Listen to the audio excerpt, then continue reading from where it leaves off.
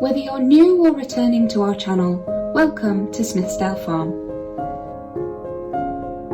We're Danny and Kate, and last year, together with our newborn daughter Isabel and our dog Paco, we packed up our fast-paced city life and left Barcelona in search of a simpler, slower pace of living in rural Spain. If you'd have asked us 19 years ago when we first met, if we could have ever imagined ourselves living this lifestyle, living in a small, quiet village, surrounded by beautiful mountains and the sounds of nature, we would have said, absolutely, yes.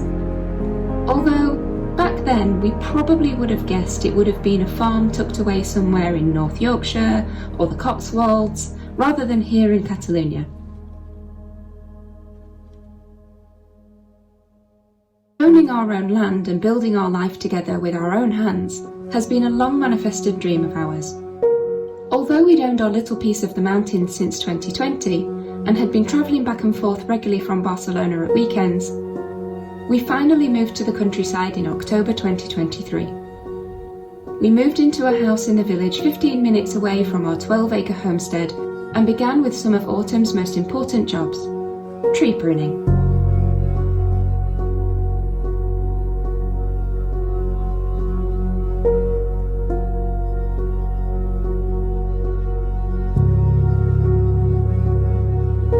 We were also keen to begin growing some of our own fruit and vegetables, so we prepared a small area of ground and planted cover crops, in the hope of improving the soil ready for spring planting.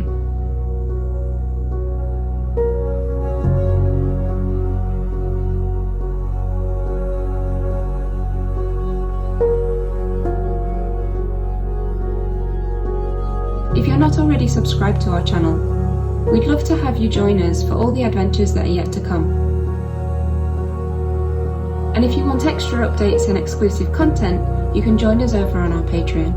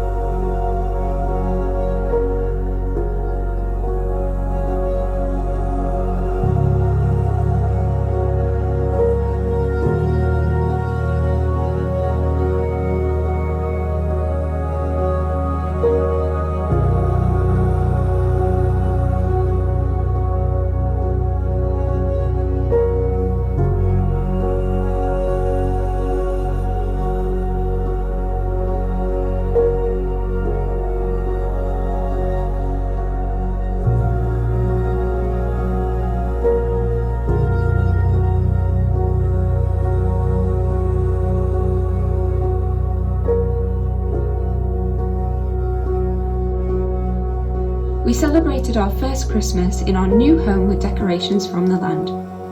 It felt like a pretty special way to mark our new family adventure.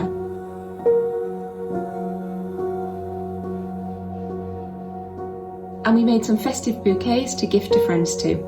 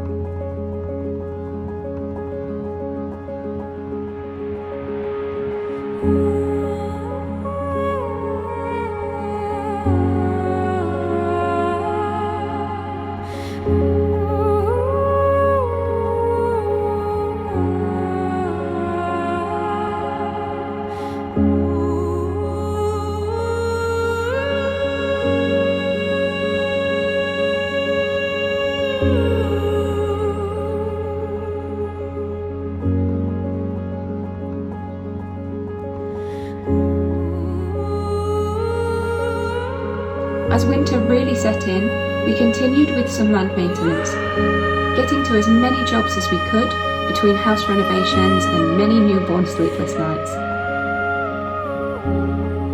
We pruned more trees, improved the access road that we'd built 2 years before, and dealt with some processionary caterpillar nests that we found in our pine trees.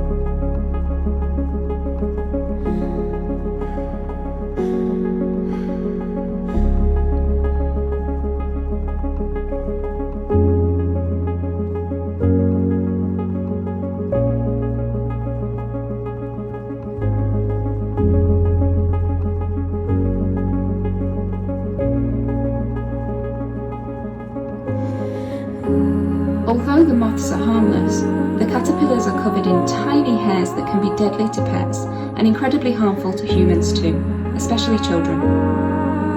So we took no chances and removed the nest before the caterpillars began their migratory march to bury themselves underground before emerging in spring in their winged form.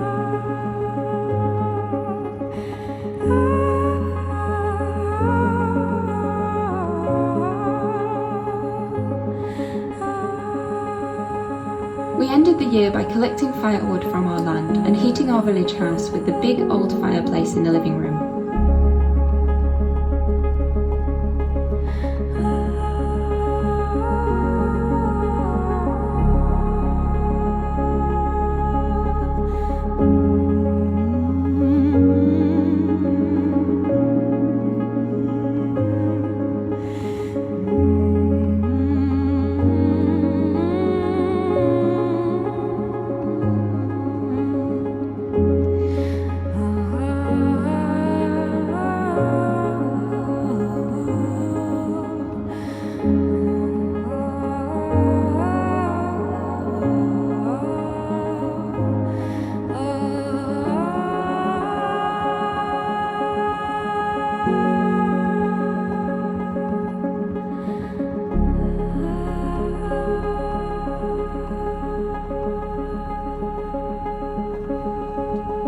It definitely kept little toes and paws warm throughout the cold winter nights.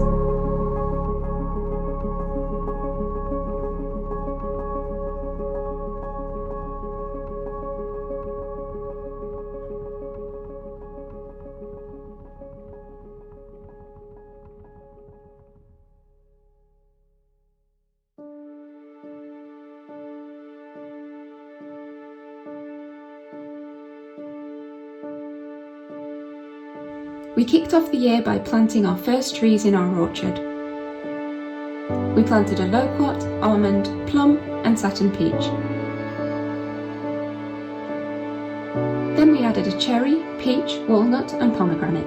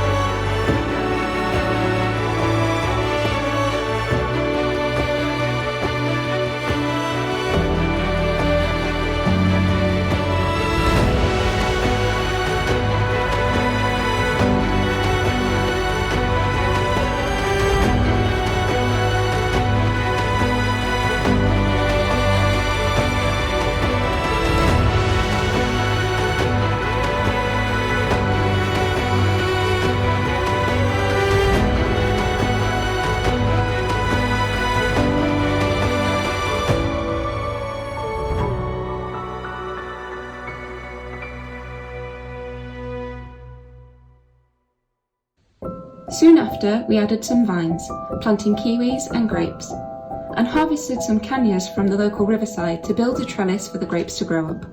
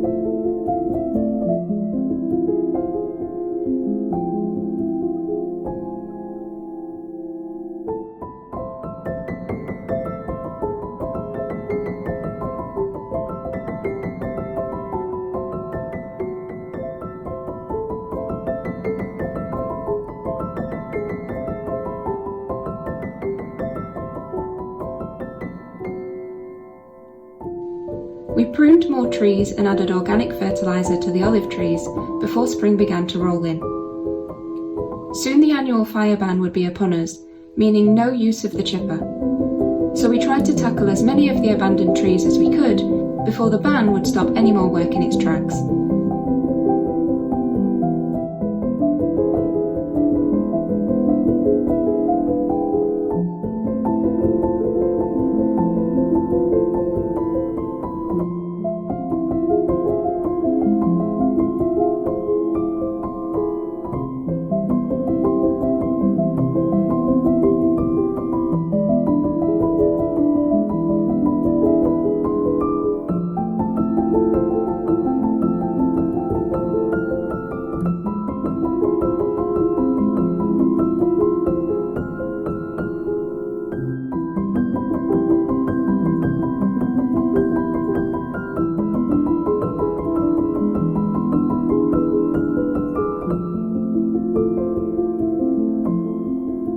The trees began to set in nicely, with lots of leaf growth and the first flowers and fruits appearing too.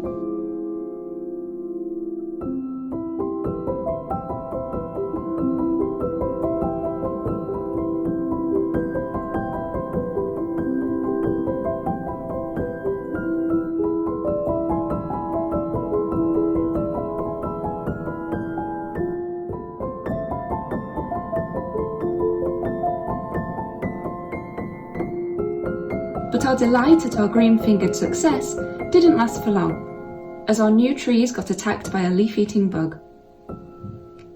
They demolished the leaves of the young trees and found the almond especially tasty.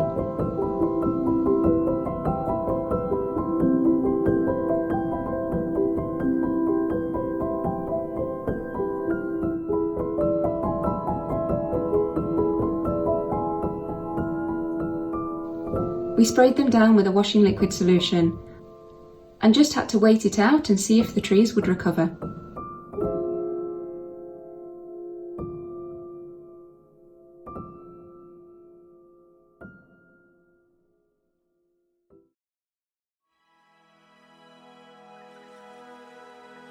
But keen to persevere and start growing our own vegetables, with the hope that we might actually be able to enjoy something from our land this year, we got to work preparing the straw bale veg beds and planted our first veggies in the garden.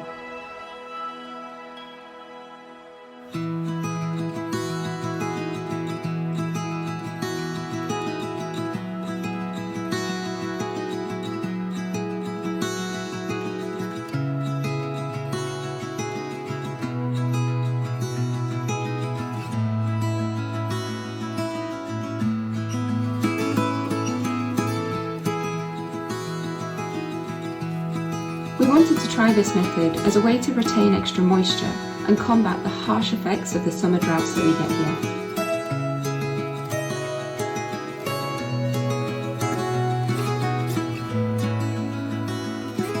Next, we moved on to the irrigation, to minimise the amount of time we needed to spend watering the newly planted veg beds and evenly distribute the small amounts of water that we did have.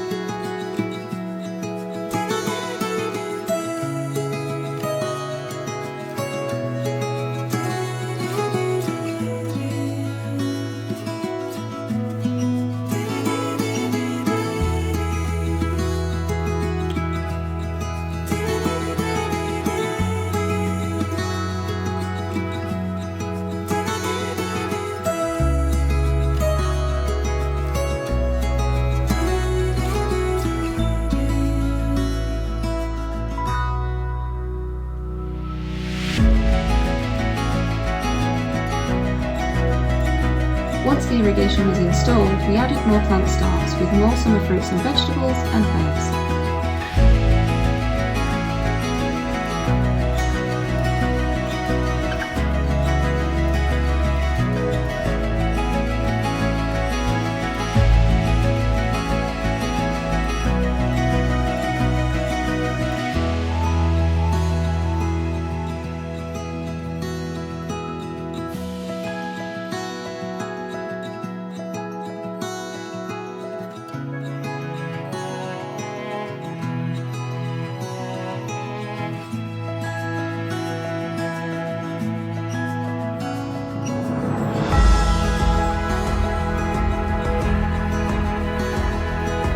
It was around this time that we enjoyed our first harvest from the land. And even if it was only a handful of basil, it was delicious.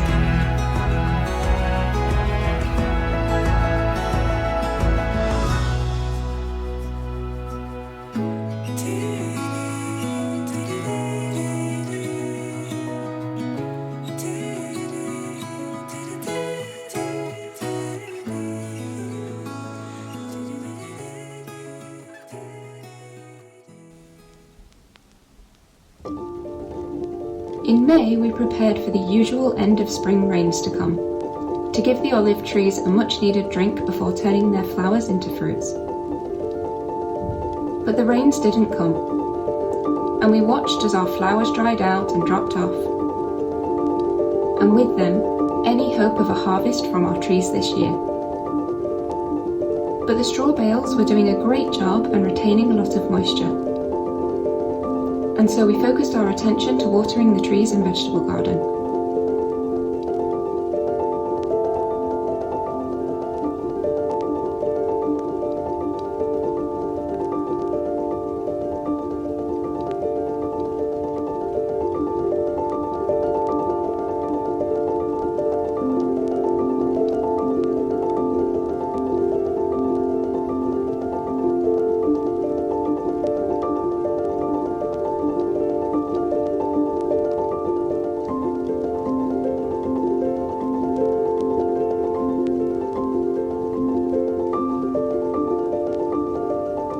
We tried our hand at propagating some figs, roses and mulberries, but unfortunately we didn't have much success with the transplanting.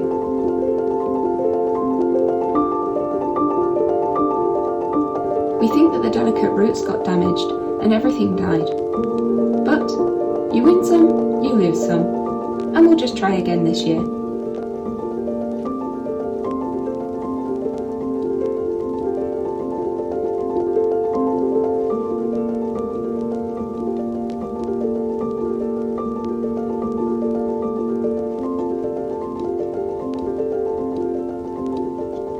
As the drought continued, we pumped as much water as we could from our rain catchment cisterna and filled the IBCs connected to our irrigation.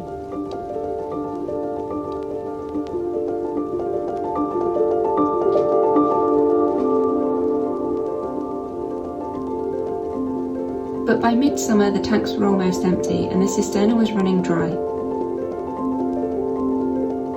So we brought jerry cans of water from the village fountains to water our trees in the hope that they'd survive the intense summer heat.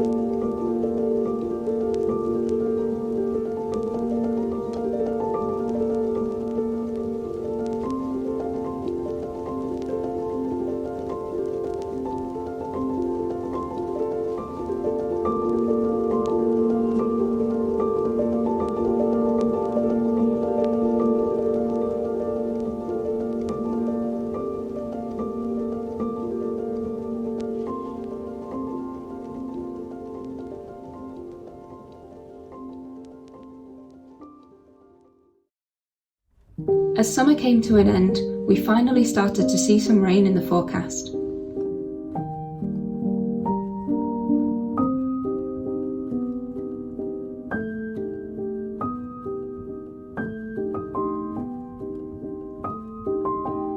We improved the rain catchment channel to funnel more water into the cisterna and pumped it out into the IBCs periodically to keep them topped up. This left some empty volume in the cisterna available to catch more if it rained again.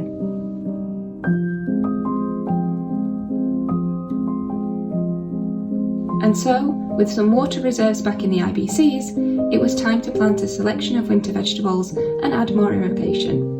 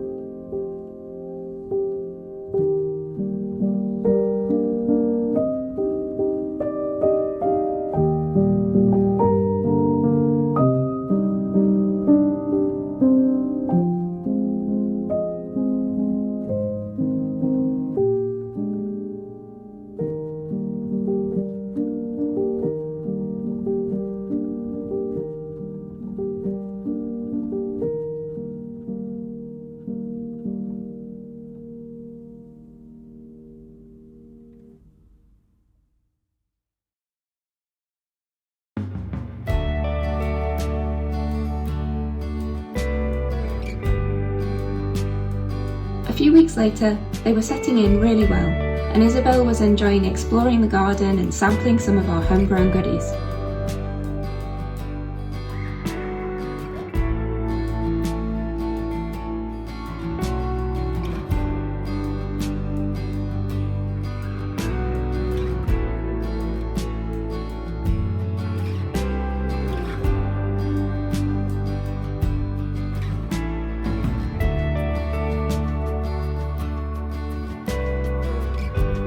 Without any olives to harvest, we started some tree pruning earlier in the season to try and get a bit of a head start. We were gifted some amazing tools to help us get the work done faster, and you can find affiliate links and special discount codes for the KedTech pruning shears and the Bluetti power bank in the description of this video.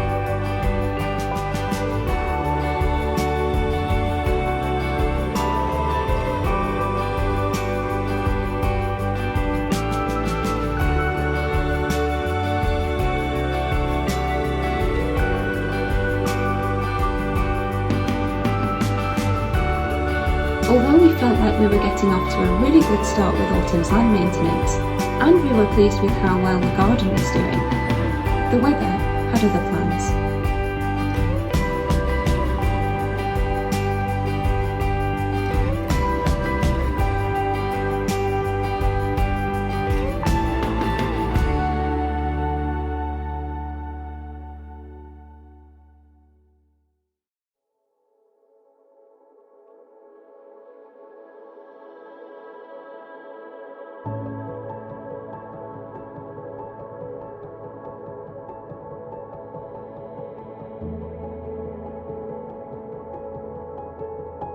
huge storms rolled across Spain.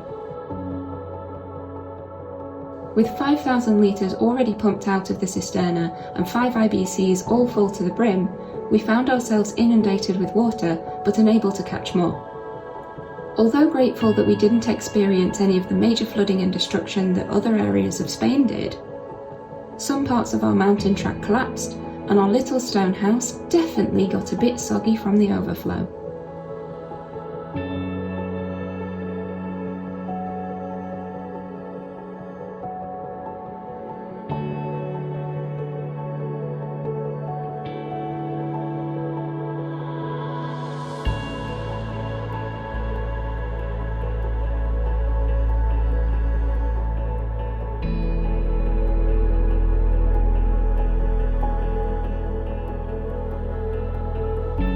But there is one thing that's been very glad of all that rain, and that's the winter garden.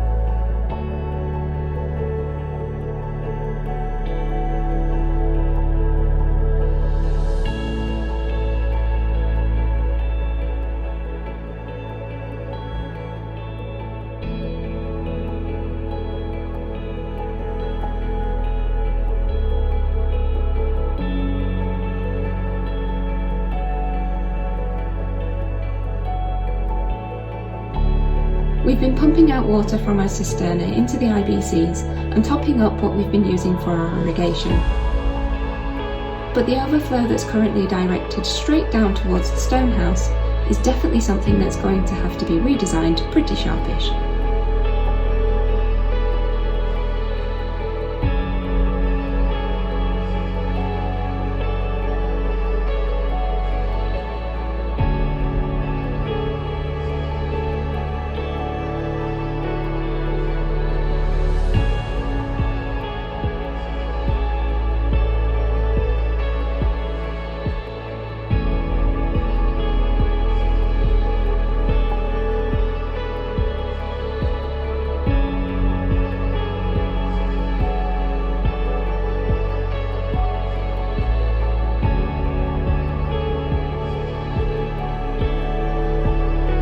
We hope you've enjoyed this roundup of the first year of progress on our homestead in the mountains. Thank you for watching, and we'll see you on the next one.